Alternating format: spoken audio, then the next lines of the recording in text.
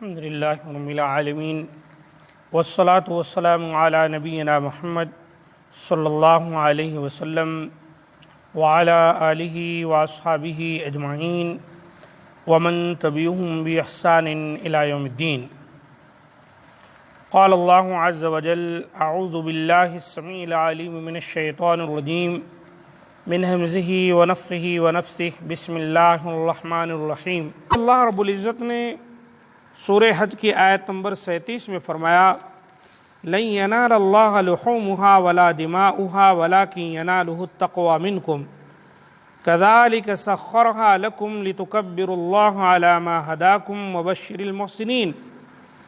اللہ کو قربانیوں کے گوشت نہیں پہنچتے نہ ان کے خون، بلکہ اسے تو تمہارے دل کی پرہیزگاری پہنچتی ہے۔ اسی طرح اللہ نے ان جانوروں کو تمہارا مطیع کر دیا ہے کہ تم اس کی رہنمائی کے شکریے میں اس کی بڑائیاں بیان کرو اور نیک لوگوں کو خوشخبری سنا دیجیے۔ اللہ تعالیٰ نے اس آیت مبارکہ کے اندر اس بات کا ذکر کیا ہے کہ جب کوئی قربانی کرتا ہے تو اس کا گوشت اور اس کا خون اللہ کو نہیں پہنچتا، وَلَٰكِن يَنَالُهُ التَّقْوَىٰ مِنْكُمْ۔ قربانی کرنے والے جو لوگ ہیں ان کی پرہیزگاری، ان کا تقویٰ، ان کا اخلاص اللہ تعالیٰ کو مطلوب ہے، وہی اللہ تعالیٰ کے ہاں پہنچتا ہے۔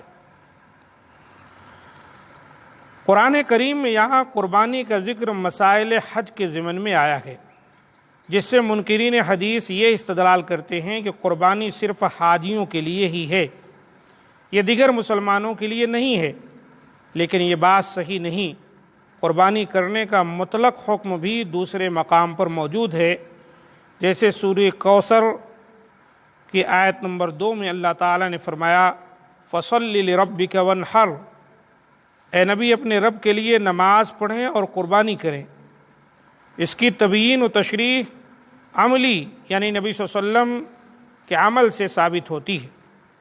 وہ اس طرح آپ صلی اللہ علیہ وسلم نے فرمائی کہ آپ خود مدینے میں 10 ذو الحجہ کو قربانی کرتے رہے اور مسلمانوں کو بھی قربانی کرنے کی تاکید کرتے رہے، چنانچہ صحابہ بھی کرتے رہے۔ علاوہ ازیں آپ نے قربانی کی بابت جہاں دیگر بہت سی ہدایات دیں، وہاں یہ بھی فرمایا 10 ذی الحجہ کو ہم سب سے پہلے عید کی نماز پڑھیں اور اس کے بعد جا کر جانور ذبح کریں گے۔ فرمایا جس نے نماز عید سے قبل اپنی قربانی کر لی اس نے گوشت کھانے میں جلدی کی، اس کی قربانی نہیں ہوئی، جیسا کہ صحیح بخاری کی 968 نمبر حدیث میں اور صحیح مسلم کی 1961 نمبر حدیث میں یہ بات آئی ہے۔ اس سے بھی واضح ہے کہ قربانی کا حکم ہر مسلمان کے لیے ہے، وہ جہاں بھی ہو، کیونکہ حاجی تو عید الاضحیٰ کی نماز ہی نہیں پڑھتے، جس سے صاف ظاہر ہے کہ یہ حکم غیر حاجیوں کے لیے بھی ہے، بلکہ غیر حاجیوں کے لیے ہی ہے۔ تاہم دکھلاوے کی نیت سے کئی قربانیاں کرنے کا رواج بھی خلاف سنت ہے۔ حدیث کے مطابق پورے گھر کے افراد کی طرف سے ایک جانور کی قربانی کافی ہو جاتی ہے۔ صحابہ کا عمل اسی کے مطابق تھا، جیسا کہ جامع ترمذی کی 1505 نمبر اور سنن ابن ماجہ کی 3147 نمبر سے یہ بات ثابت ہے۔ تو قربانی شعائر اسلام میں سے ہے۔ اب ایک مسئلہ درپیش ہے، وہ یہ کہ بعض جامعات کے مفتیوں نے یہ فتویٰ دیا ہے کہ کرونا وائرس یا یہ مرض جو وبا کی صورت اختیار کیا ہے، اس میں اگر قربانی کوئی نہ کر سکے تو وہ اپنا مال صدقہ اور خیرات کر دے تو اس کو قربانی کا ثواب مل جائے گا۔ یہ بات بالکل غلط ہے۔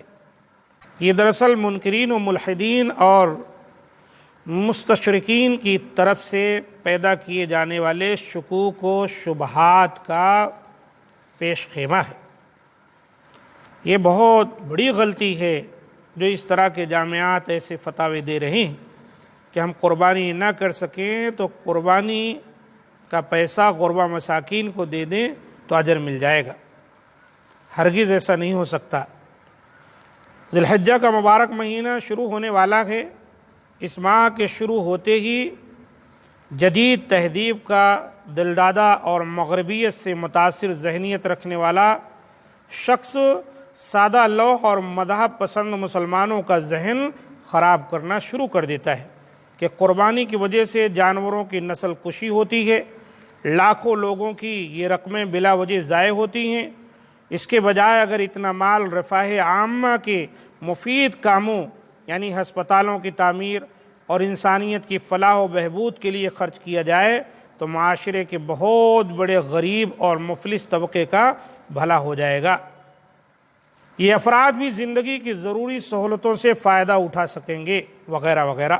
اس طرح منکرین قربانی اپنی عقل نارسا سے کام لیتے ہوئے بذام خود قربانی کے نقصانات اور ترک قربانی کے فوائد بیان کرتے نظر آتے ہیں، اور اس کی وجہ سے عام مسلمان ان نام نہاد دانشوروں کے زہریلے پروپگنڈے اور بہکاوے میں آ کر اسلام کے اس عظیم الشان حکم کو ترک کرنے پر آمادہ ہو جاتا ہے۔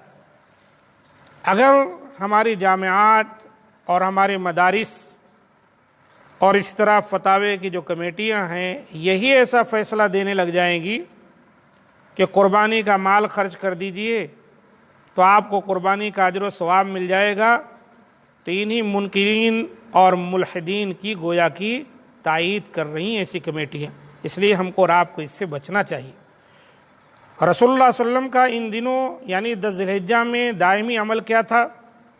اس صورتحال میں سب سے پہلے تو غور کرنے کی یہ بات ہے کہ عید الاضحیٰ کے اس خاص موقع پر اگر قربانی کرنے کی بنسبت انسانیت کی فلاح و بہبود میں مال خرچ کرنا اتنا ہی افضل موضوع و مناسب یا ضروری ہوتا تو نبی اکرم صلی اللہ علیہ وسلم کے زمانے میں اہل ثروت مسلمانوں پر قربانی کے حکم کے بجائے غریب، سستی اور بدحال انسانیت پر مال خرچ کرنا ضروری قرار دیا جاتا، جبکہ یہ بات اظہر من الشمس ہے کہ ہر دور میں غریب اور نادار طبقہ موجود رہا ہے، تو یقیناً آپ علیہ الصلوۃ والسلام کے مبارک دور میں بھی یہ طبقہ موجود تھا، بلکہ ایسے افراد تو بکثرت موجود تھے، لیکن رحمت للعالمین صلی اللہ علیہ وآلہ وسلم جو اپنی امت کے لیے بہت ہی زیادہ شفیق اور مہربان تھے، آپ نے اپنے زمانہ کے اہل ثروت مسلمانوں کو اس عید الاضحیٰ کے موقع پر یہ حکم نہیں دیا کہ وہ اپنا مال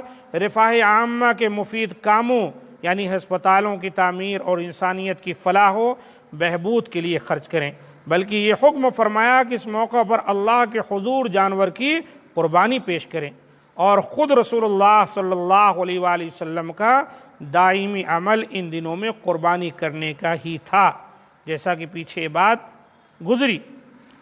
اور اسی طرح ایک حدیث کے اندر یہ الفاظ ملتے ہیں، ابن عمر رضی اللہ تعالی عنہما اس حدیث کے راوی ہیں کہ اقام رسول اللہ صلی اللہ علیہ وسلم بالمدینہ 10 سنین یضحی، کہ رسول اللہ صلی اللہ علیہ وآلہ وسلم 10 سالوں تک مدینہ میں مقیم رہے اور آپ جو ہے قربانی ہر سال کرتے رہے، کوئی سال ایسا نہیں کہ جس میں آپ نے قربانی نہ کی۔ سنن ترمذی کی حدیث ہے 1507 نمبر کی۔ اور صحابہ کرام رضوان اللہ علیہم اجمعین کا اس عظیم حکم کو ہمیشہ قائم و دائم رکھنا اس بات کی دلیل ہے کہ عید الاضحیٰ کے موقع پر قربانی کرنا ہی ضروری ہے۔ ایام قربانی میں قربانی افضل ہے یا نقد صدقہ؟ تو ظاہر سی بات ہے یہ جتنے دلائل آپ کے سامنے پیش کیے گئے یہ سب واضح کرتے ہیں کہ قربانی ہی افضل عمل ہے۔ اس دن اگر کوئی اپنا مال خرچ کر کے چاہے کہ قربانی کا اجر و ثواب پالے تو ایسا نہیں ہو سکتا ہے۔ امام احمد بن حنبل رحمہ اللہ فرماتے ہیں قربانی کے ایام میں بنسبت صدقہ کرنے کے قربانی کرنا افضل ہے۔ امام ابو داؤد، امام ربیعہ اور ابو الزناد رحمہ اللہ وغیرہ کا یہی مسلک ہے۔ دیکھیں المغنی لابن قدامہ، نبی اکرم صلی اللہ علیہ وسلم ان کے بعد خلفائے راشدین رضی اللہ عنہم کا یہی عمل تھا۔ اگر ان حضرات کے نزدیک اس سے بہتر کوئی عمل ہوتا تو وہ یقیناً قربانی کے بجائے اسی کو اختیار کرتے۔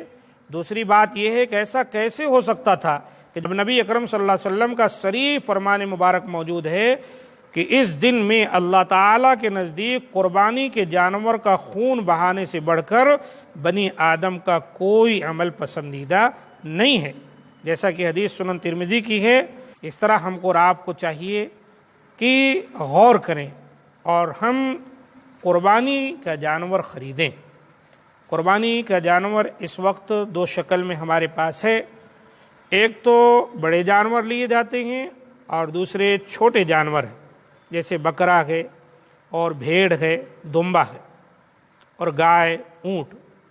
بڑے جانور کے لیے اگر کسی قسم کی دشواری ہے اور اس میں کوئی شخص شریک نہیں ہو پا رہا ہے پیسے دے کر، تو اس کو چاہیے کہ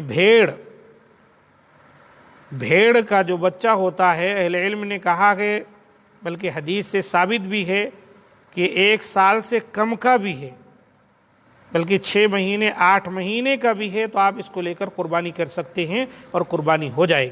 ایسی صورت میں آپ کو چاہیے، اگر اتنی رقم نہیں ہے کہ آپ بکرے خرید سکیں، تو بھیڑ کے بچے جو 1 سال سے کم عمر کے بھی ہیں اور ان کے لیے دانتے ہونا شرط نہیں ہے، ان کا دانتا ہونا شرط نہیں ہے، آپ اس کی قربانی بھی کر کے الحمدللہ قربانی کے ثواب پا سکتے ہیں۔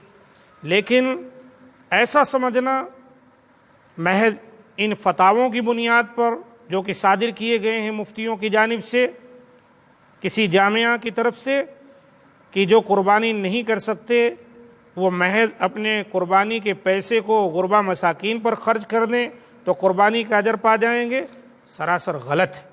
قربانی کرنا ہی ہمارے لیے ضروری ہے۔ قربانی نہیں کر سکتے ہیں تو یہ ہماری ایک مجبوری ہے اور انشاءاللہ اللہ تعالی معاف کرنے والا ہے۔ لیکن قربانی کے جانور کا پیسہ کسی مدرسے میں، ادارے میں غربا مساکین پر خرچ کرنے سے یہ تصور کرنا کہ ہمیں قربانی کا اجر و ثواب مل جائے گا، یہ دراصل منکرین حدیث اور ملحدین اور اسی طرح جو دشمنان اسلام ہیں ان کے غلط طریقے کی ایک طرح کی تائید ہے۔ اللہ تعالی ہم تمام کو اس سے محفوظ رکھے۔ ھذا ما عندی، سبحان ربک رب العزۃ عما یصفون وسلام علی المرسلین والحمد للہ رب العالمین۔